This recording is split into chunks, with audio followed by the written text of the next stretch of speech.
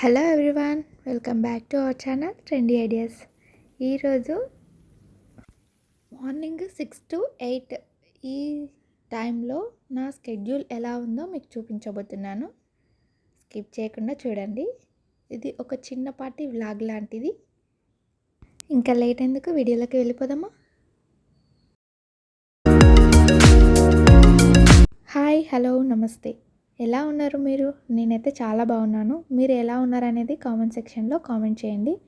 నేనైతే టమాటా చారు కోసం టమాటాలు ఇలాగ కట్ చేసి కొద్దిగా వాటర్ పోసుకొని స్టవ్ పైన పెట్టుకున్నాను. టమాటాలు కట్ చేశాక ఈ వేస్టేజ్ ఉంటుంది కదా, ఇది ఎప్పటిదప్పుడే క్లీన్ చేసేసుకోవాలి మనము. అలా క్లీన్ చేసుకోవడం వలన మనకు వంట చేయడానికి ఇంట్రెస్టింగ్గా ఉంటుంది.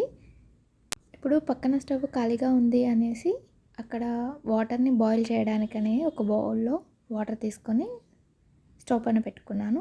ఈ వాటర్ మసిలేలోపు ఈ టమాటాలు బాయిల్ అయ్యేలోపు నేను ఇలాగా కర్రీ కోసానికి ఆలూని ఇలాగా పీల్ తీసుకుంటున్నాను. ఈ బాయిల్డ్ వాటర్ ఎందుకు అంటే మా పాపకి గోరువెచ్చని వాటర్ని తాపుతాను. ఇలాగా పీల్ తీసిన వాటిని ఒక బౌల్లో వేసుకొని వాటిని ఉప్పు నీటితోనే వాష్ చేసుకుంటాను. ఇలా వాష్ చేసుకున్న తర్వాత వాటిని చిన్న చిన్న పీసెస్ లాగా కట్ చేసుకుంటాను. ఇప్పుడు ఆ ఆలు పైన ఉండే పీల్ని తీసేసాం కదా, దాన్ని తీసేసి ఒక కవర్లో వేసేసుకుంటున్నాను. ఎప్పటి చెత్తను అప్పుడే తీసేస్తే మనకి చూడడానికి నీట్గా ఉంటుంది.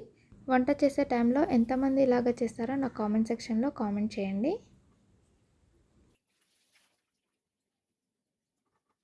ఇలాగ పీల్ తీసిన ఆలుని ఇలాగ 3 slices లాగా కట్ చేసుకొని చిన్న చిన్న పీసెస్ లాగా కట్ చేసుకుంటాను.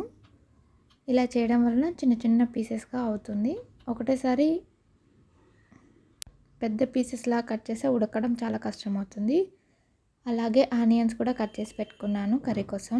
ఇప్పుడు నేను వాటర్ బాయిల్ అయినవి అనేసి తీసేసాను. ఇప్పుడు ఈ టమాటాలను అక్కడ షిఫ్ట్ చేసి పక్కన స్టవ్కి షిఫ్ట్ చేస్తున్నాను. ఇక్కడ కర్రీ చేసుకోవడానికి ఈజీగా ఉంటుంది కాబట్టి. ఇప్పుడు ఆలు కర్రీ కోసానికి ఇక్కడ ఈ స్టవ్ పైన ఒక బౌల్ని పెట్టుకున్నాను. గిన్నె వేడెక్కిన తర్వాత ఇందులోకి 2 స్పూన్ల ఆయిల్ని వేసుకుంటున్నాను. ఆయిల్ వేడెక్కిన తర్వాత ఇందులోకి కొద్దిగా జీలకర్రను, ఆవాలను కూడా వేసుకుంటున్నాను. ఇందులోకి సన్నగా తరిగిన ఆనియన్స్ కూడా వేసుకొని వేపుకుంటున్నాను. ఇందులోకి కొద్దిగా కరివేపాకును కూడా వేసుకుంటున్నాను. నేను ఇందులో అల్లం వెల్లుల్లి పేస్ట్ వేయట్లేదండి, ఓన్లీ వెల్లుల్లిని క్రష్ చేసి వేసుకుంటున్నాను. ఇలా వేయడం వలన టేస్ట్ కూడా చాలా బాగుంటుంది. ఒక్కసారి ట్రై చేయండి. ఆనియన్స్ వేగిన తర్వాత ఇందులోకి కొద్దిగా పసుపు వేసాను.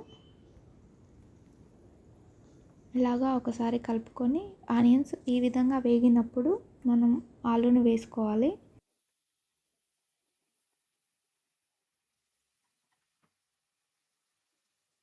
ఇలాగా అన్నిటిని వేసుకున్న తర్వాత ఒకసారి కలుపుకొని దీంట్లోనే కొద్దిగా ఉప్పుని వేసుకోవాలి. కొద్దిగా గరం మసాలాను కూడా వేసుకోవాలి. ఈ స్టేజ్లో వేయడం వలన పీసెస్కి చాలా బాగా పడుతుంది. ఎప్పుడైనా ఎప్పుడైనా కర్రీ చేసినప్పుడు ట్రై చేయండి.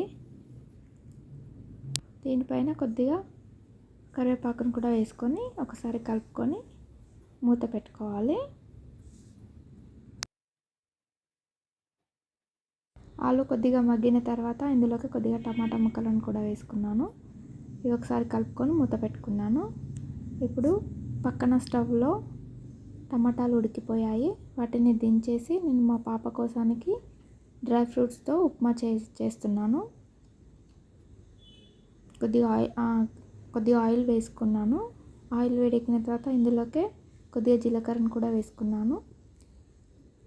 జీలకర్ర వేగిన తర్వాత కొత్తిమీర, పుదీనా, కరివేపాకును కూడా వేసుకుంటున్నాను.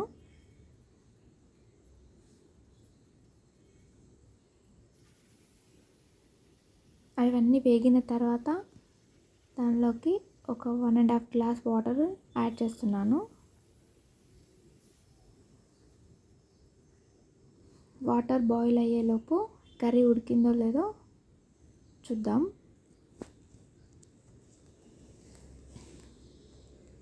ఆ వాటర్లోనే నేను కొద్దిగా ఉప్పును వేసుకున్నాను. కర్రీ కొద్దిగా ఉడికింది, టమాటాలు మగ్గుతున్నవి. టమాటాలు పూర్తిగా మగ్గక ముందే మనం కారాన్ని వేసుకోవాలి. అలా వేయడం వలన కారం అడుగంటకుండా ఉంటుంది. వాటరు బాయిల్ అవుతుంటేనే కొద్దిగా నేను డ్రై ఫ్రూట్స్ పొడిని వేస్తున్నాను. ఒకవేళ మీకు ఈ వీడియో కావాలి అనుకుంటే నేను డిస్క్రిప్షన్లో ఇస్తాను, ఒకసారి చెక్ చేయండి.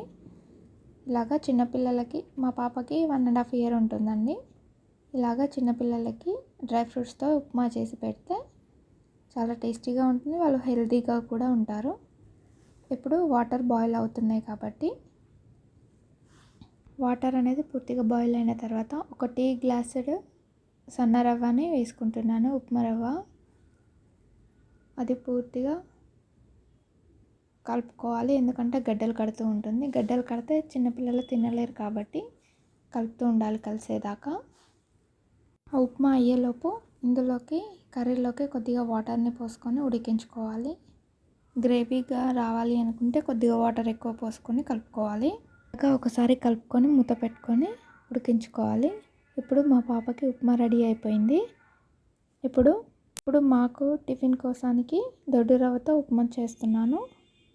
ఉప్మా ప్రిపరేషన్ కోసం కొద్దిగా ఆయిల్ని వేసాను. ఆయిల్ వేడెక్కిన తర్వాత ఇందులోకి కొద్దిగా జీలకర్రను, ఆవాలను కూడా వేసాను. అవి వేగిన తర్వాత ఇందులోకి కొద్దిగా పల్లీలను కూడా వేసాను. అందులోకి కొద్దిగా ఉల్లిపాయను కూడా వేసాను. కరివేపాకు, పుదీనా, కొత్తిమీర కూడా వేసుకుంటే చాలా బాగుంటుంది. ఇవన్నీ ఒకసారి కలుపుకున్నాను. కలుపుకున్న తర్వాత అవి వేగేలోపు కర్రీ అయిందో లేదో చూద్దాం. కర్రీ కావడానికి ఇంకా 5 to 10 minutes పడుతుంది. అంతసేపు ఇందులోకి ఆనియన్స్ వేగాయి కాబట్టి 1.5 గ్లాస్ వాటర్ని వేసాను. అందులోకి కొద్దిగా రుచికి సరిపడా ఉప్పుని వేసాను. వాటర్ మరిగిన తర్వాత ఇందులోకి 1 గ్లాసు గోధుమ రవ్వను తీసుకొని అందులో వేసాను. ఇలా చుట్టూ కలుపుకుంటూ వేసుకోవాలి, లేదంటే ఉండలు కడుతుంది. ఉప్మా అయ్యేలోపు కర్రీ అయిందో లేదో ఒకసారి చూద్దాం. కర్రీ అయ్యింది. లాస్ట్లో కొత్తిమీర, పుదీనా వేసుకొని దింపేసుకుంటున్నాను. ఇప్పుడు ఈ స్టవ్ మీదనే టమాటా చారు కోసానికి పోపు వేయడానికి అనేసి పెట్టుకున్నాను. ఉప్మా కూడా రెడీ అయింది కాబట్టి అక్కడ రైస్ పెట్టేశాను. రైస్ అవుతుంది. ఇప్పుడు పోపు కోసానికి ఈ ప్యాన్లో కొద్దిగా ఆయిల్ని వేసాను. ఆయిల్ వేడెక్కిన తర్వాత కొద్దిగా జీలకర్రను వేసాను, కొద్దిగా కరివేపాకు కూడా వేసాను. ఇక్కడ అల్లం వెల్లుల్లి పేస్ట్ అయినా వేసుకోవచ్చు, లేదా అంటే కొద్దిగా వెల్లుల్లిని క్రష్ చేసి వేసుకోవచ్చు. అలా అయినా కూడా టేస్ట్ చాలా బాగుంటుంది. ఇది వేగిన తర్వాత పుదీనా, కొత్తిమీర వేసుకున్నాను. తర్వాత కొద్దిగా పసుపు కూడా వేసుకున్నాను. ఇవంతా ఒకసారి కలుపుకున్న తర్వాత చారులోకి కొద్దిగా ఈ పోపును వేసేసాను.